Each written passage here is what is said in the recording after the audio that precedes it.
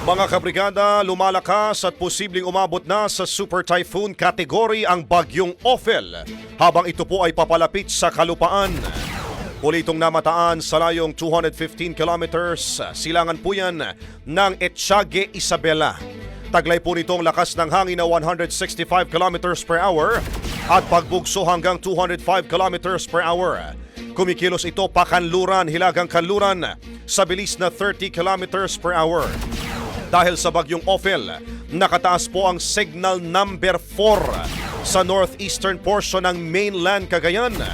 Signal number 3 naman sa northwestern, central at eastern portions ng mainland Cagayan, kabilang hurian ng Babuyan Islands, northeastern portion ng Isabela, at maging ang northern portion ng Apayao. Nakataas naman ang signal number 2 sa Batanes, nalalabing bahagi ng Cagayan, northwestern and southeastern portions ng Isabela, nalalabing bahagi ng Apayao, northern portion ng Kalinga, northeastern portion ng Abra, at northern and central portion ng Ilocos Norte, habang nakataas naman ang signal number 1 sa nalalabing bahagi ng Isabela, Quirino, Nueva Vizcaya, nalalabing bahagi ng Abra, nalalabing bahagi ng Kalinga, Mountain Province, Ifugao, northern portion ng Benguet, nalalabing bahagi ng Ilocos Norte, Ilocos Sur, northern portion ng La Union, at northern and central portions ng Aurora.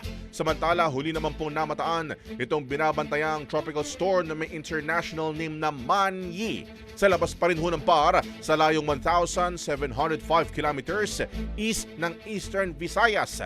Taglay ang lakas ng hangin na abot ng 75 kilometers per hour at bugsong aabot ng hanggang sa 30 kilometers per hour.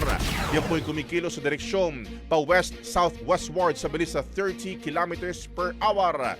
Na kung sakali man ho, kabrigada, na maparatili ho ng bagyong Manyi, ang bilis na huyan ay maaari na huyang pumasok sa PAR ngayong gabi at tatawagin na huyang bagyong Pepito. Brigada Balita Nationwide.